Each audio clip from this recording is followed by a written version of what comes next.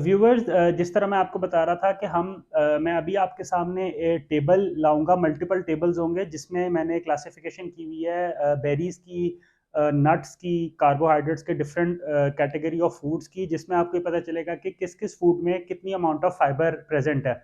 ये आपके लिए बड़ी इंपॉर्टेंट इन्फॉर्मेशन है। इससे पहले मैं आपको ये बताता चलूँ कि एक नॉर्मल एडल्ट, चाहे वो मेल या फीमेल हो, उसके लिए 20 to 30 gram of fibre daily की रिक्वायरमेंट है। डेली आपने 20 से 30 ग्राम के दरमियान में फाइबर कंज्यूम करना है। इसकी एग्जैक्ट वैल्यूज भी मैं आपके साथ शेयर कर देता हूँ टेबल की शक्ल में। लेकिन ये एक जेनेरिक कॉन्सेप्ट आपने अपने जहन में रखना है कि जब आप 20 से 30 ग्राम के दरमियान कहीं पर भी फाइबर ले रहे होंगे तो वो आपके बॉडीली प्रोसेसेस, स्टूल के प्रोसेस, मेटाबॉलिज्म के प्रोसेस को नॉर्मल रखेगा। जब आपके मेटाबॉलिज्म के प्रोसेस नॉर्मल रहेंगे तो आपके 90% ऑफ हेल्थ इश्यूज सॉल्व रहेंगे।